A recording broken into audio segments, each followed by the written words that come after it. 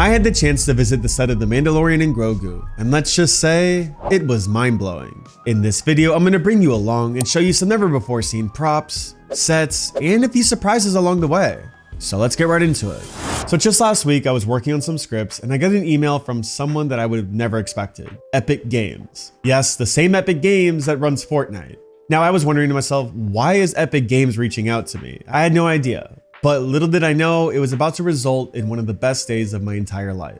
They message and say, hey, we want to bring you out to LA in 2 days. Do you want to come? It's a Star Wars Fortnite event. We can't share much details, but we'd love to have you. And I was like, okay. I mean, if there's Star Wars involved, I'm up for it. You know, I had no idea what was going to happen, but I just wanted to be there. So anyways, I flew out to LA, I got there, and the next morning it was time for the event. And let me tell you, you are not ready for what I'm about to show you. We get to this very top secret location in Los Angeles, and this place was absolutely stunning.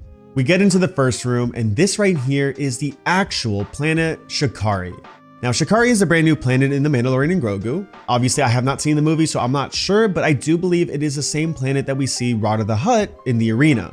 You know, there's billboards going around, as you can see, and Rod is all over them, and this place kind of looks like an underworld of Coruscant. Kind of reminds me of that. Anyways, we go into this room, and there's just neon lights everywhere, all in Arabic, and I translated one of them, and this word actually here says salt, which I thought was pretty cool. Tons of cool little neon signs, and these are actual movie sets and props that they use in the film. Like, this is going to be in the planet, so keep an eye out when you watch the movie if you recognize any of these. But one of the coolest things I saw was Martin Scorsese's food truck that we saw in the trailer. This was one of the earlier trailers for the movie, but Martin Scorsese is in The Mandalorian and Grogu, and we see him here. He closes it in front of Mando when Mando asks about a hut, and I thought it was hilarious. So the fact that we could see this food truck here was just super cool. Anyways, the room was pretty small, but the next room on the other hand was big. And I mean big. This right here is the New Republic outpost in the Adelphi base. This was from season 3 of The Mandalorian, and you might recognize it because we saw Zeb here and Mando was speaking to Carson Teva here as well. So really cool, and the best part is it's actually coming back for the Mandalorian and Grogu movie. Sigourney Weaver has a few scenes here, and we see her speaking to Mando here at one point in the trailer, which I thought was really cool. So to be in this exact same outpost on this same exact movie set was just mind-blowing. I mean, the first thing I noticed when I walked in was the awesome bar, and this is the same bar from the film. You can notice all the scout trooper, the stormtrooper helmets at the top, and there was even a probe droid. Such incredible details, and it really felt like I was in Star Wars. On top of that, there was a bar, of course, and they even served us some cool drinks. I personally tried the Bantha milk drink, and it's basically like blue milk. It tastes almost identical to the blue milk from Galaxy's Edge, which was really cool. So I popped a nice little drink, had a walk around, and guess who was there? Mando and Grogu. It was just awesome. I mean, Grogu was moving around, he was making cute sounds, and I even got to get a picture with them. Such a cool experience, and honestly, seeing how shiny Mando's armor was really cool to see as well. So then we had a little bit more of a look around the outpost, and there were some really cool Easter eggs, actually. A few people were playing games, and there was actually one game that was first seen in the Tashi Station years ago, and it was brought back for the Book of Boba Fett. Like I said, the details in this outpost were just absolutely phenomenal, and then we got surprised a little bit. In front of us were 2 adorable BDX droids, and these have been rolled out at Galaxy's Edge here and there, so you might have seen them there, you might have seen them on Instagram or TikTok, and they're just adorable. They were chirping, making little sounds. I mean, they even had like a flashlight at one point, and they were just dancing around having a good time. Really cool to see them, and they all just made us smile a little bit, so that was awesome. Anyways, that was the outpost, and then it was time for the next room, which was absolutely mind-blowing. Now, I don't really have a name for this room, so I'm gonna just call it the special room. In this room, we started to see a lot of cool props, behind the scenes photos, and just some awesome concept art as well. Good thing for you guys, I basically recorded all of it. Over here, we have Mando's gear. We have his exact pulse rifle, handcuffs, pocket knife, and even the tracker he used in season 1. The crazy part is, these aren't replicas. These are the actual props used in the show, which is mind-blowing. Then over here, we have Grogu stuff, which was so cute. We got to see his favorite ball, his cookies, his stick that he actually uses in the Mandalorian and Grogu movie, his Mandalorian necklace, his armor back from the Book of Boba Fett, and his brand new Mudhorn Beskar shield that we also see in the movie. All of these things were just so cool, and obviously it was really small considering how tiny Grogu is, but seeing it up close was just absolutely amazing. Then on top of that, we saw one of my favorite parts, baby Rada the Hutt. Yes, a baby Rada the Hutt. Now, if you remember, we saw a baby Rada the Hutt back in the Clone Wars in 2008 for the movie.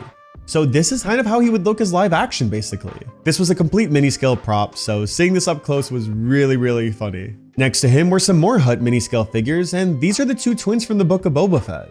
From what we know, they will be in the movie as well, because we see them in that scene with Din. So not sure what role they'll play or how they're gonna fit in, but really cool to see them as little mini scale figures. Then next to them were two other mini scale figures, and these are the two droids that we see in the trailer. Now in the movie, they're actually over 10 feet tall, but to make these happen, they did use stop motion. I mean, just the details on these droids, and when I was there, they were even lighting up. They just looked absolutely stunning, and I can't wait to see them on the big screen. Although based on the trailer, I do think Din makes light work of them. Anyways, moving on from that, we also got to see some awesome costume designs for the movie. One of them was one of the Imperial remnants from the Shadow Council, and my personal favorite, Sigourney Weaver's design. Her costume here looks absolutely amazing, and based on what we saw in the trailer, she does wear an X-Wing costume as well, so we might see her quite a bit. Next to the costume designs was Mando's actual helmet. Yes, this is the real Din Djarin helmet. Such incredible details, and moving on from that though is some weapons. The Darksaber. Yes, the actual Darksaber. You'll notice on the saber blade there's some orange dots, and this actually helps them track the saber for special effects later on. From what they said, they do use NeoPixel technology, so I thought that was really cool. Next to the Darksaber though was Luke's lightsaber from Mando Season 2, and also Yoda's lightsaber from the Book of Boba Fett. Personally, this was one of my favorite sections of the day, just because I love seeing all the sabers and just all the detail that goes into that. I mean, of course we see sabers everywhere, like a Galaxy's Edge or online, but seeing the actual sabers and the actual saber hilts, it's just a different experience. Anyways, next to all that was some more stuff. I mean, we got to see some behind the scenes photos from the movie. A few images was a snake scene where they filmed in a lake of some sort. There was another behind the scenes image of where Mando meets the Hutts, the arena, the swamp-like planet we see, and Shakari, like we talked about earlier. All of these were really cool, but my personal favorite has to be the snow planet that we see. This is the scene where Mando goes on his AT-RT and he takes down the walker, that scene. But from what the production designer told me, they went to actual film locations for this, so this is all real and it looks so cool. Just the details that go into this is just absolutely incredible, and it kind of reminds me of Hoth. Whether or not it's Hoth is still unknown, but we'll see. Then towards the end of this room, we saw a beautiful memorial for Carl Weathers. Carl, of course, played Greef Karga, and they honored him with a beautiful gold statue of him, and it just looked absolutely stunning. Carl played such an incredible character in The Mandalorian, and he's had so many important scenes that just made The Mandalorian what it was. So rest in peace to Carl, and I love that they honored him here. Then once we wrapped up this room, it was time for one of the biggest things ever. And in my opinion, this is the room that shocked all of us. The prop room. I mean, you can just see my reaction when I walked in. I was shocked. We walk in and there are hundreds and hundreds of props from all the different films and shows. I mean, Mandalorian Season 1, 2, 3, Ahsoka, Book of Boba Fett, Skeleton Crew, Mando and Grogu, anything you can imagine. And like I said earlier, luckily for you guys, I recorded all of it. Over here, we have a life-size AT-RT, the same one Mando uses in the movie, and a snowtrooper right by it. Now, I thought it was really cool that they're incorporating snowtroopers in the film because we haven't seen them since The Empire Strikes Back, so really cool.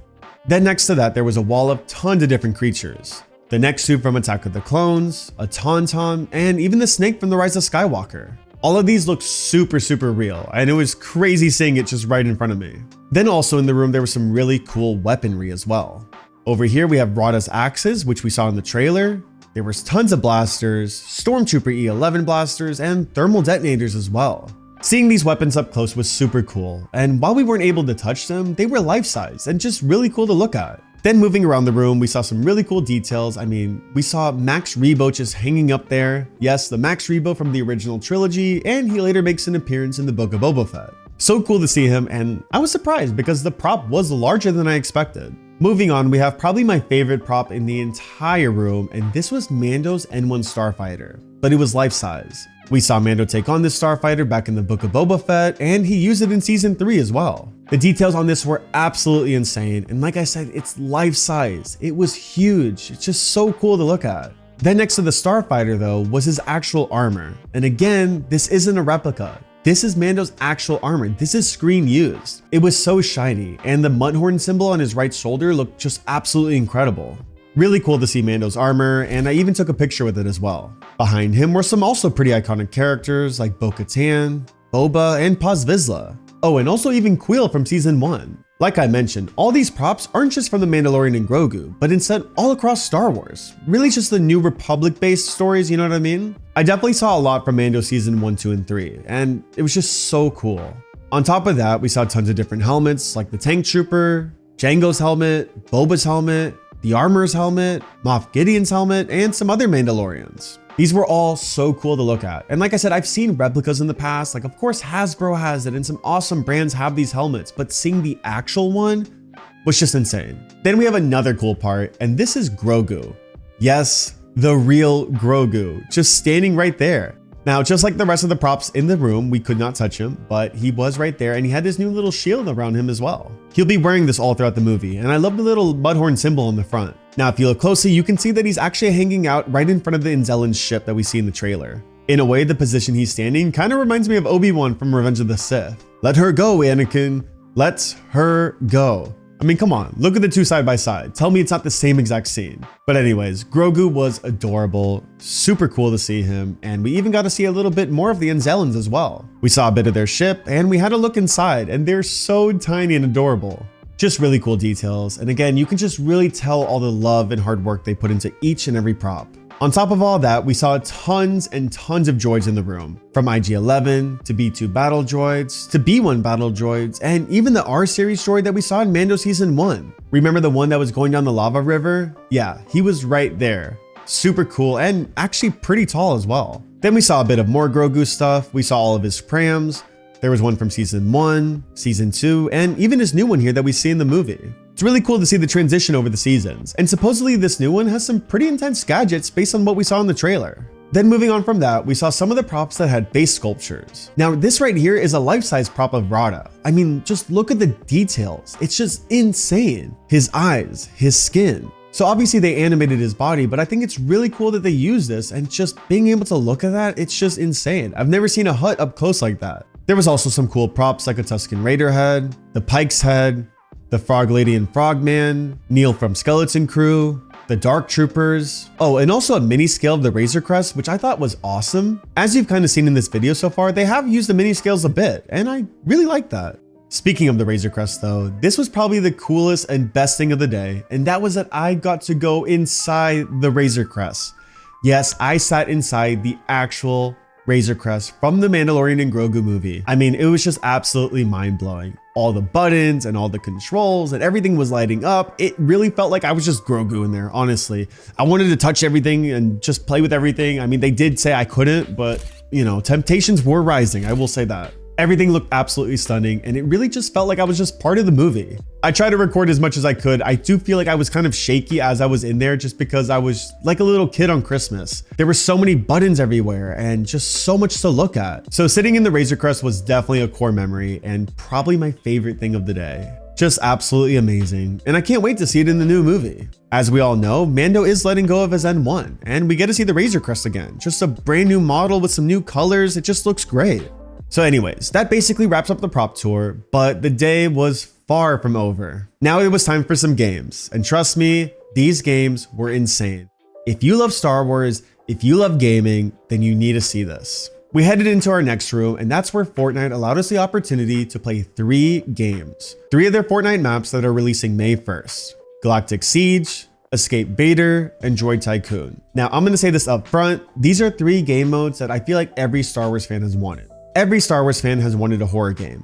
Every Star Wars fan has wanted a multiplayer game. And a lot of Star Wars fans also want a Star Wars cozy game. Well, each of these games have that. Let me explain. Galactic Siege is basically your Supremacy in Battlefront 2. If you ever played Supremacy, you know that it's all focused around command posts. Republic versus the Separatists, Empire versus Rebels. Well, that's what Galactic Siege is. It's fully scaled multiplayer. The only difference is that it doesn't last as long. And I mean that in the best way possible. The games are a lot shorter, which means you can just queue up and queue up and queue up. And on top of it, there's even a reward system. If you play good and you win, you actually unlock in-game currency for the game, which is sick. The in-game currency is called Beskar, and you can use it at a shop and just buy some cool stuff. You can customize your character, get some add-ons, unlock some weapons. It's just such a cool experience, and it really feels like an upgraded new version of Battlefront 2. Personally, I've always been a massive fan of Battlefront. I mean, it's my favorite Star Wars game of all time. So the fact that I'm seeing Fortnite add this into their game just shows the love. I mean, Star Wars fans have been craving a new multiplayer, and so you can best believe the servers are going to be active. A lot of people are going to be playing this, so especially that it's under the Fortnite IP, I just feel like there's going to be so many opportunities that come with this. So yeah, we got to play this game mode early, and like I said, it just looks absolutely amazing. The graphics are incredible. Personally, we played on Hoth, and everything just looks stunning. Gameplay was smooth. And one thing that really shocked me was not only can you play as your typical trooper classes, like, like your assault, officer, and heavy, but you can also unlock villains and heroes. On top of that, your own. So I actually got to play as my own customizable Fortnite skin in battle. But yeah, you can just go in, have fun, play, and use whatever character you want. And it kind of feels like your own My Player, and I really, really like that. So incredible game mode, loved it. But the next game mode is something that Star Wars fans have been wanting for a long time. A Star Wars horror game. Yes, this game mode is called Escape Vader. And the title of the game is literally what it is. Just escape him.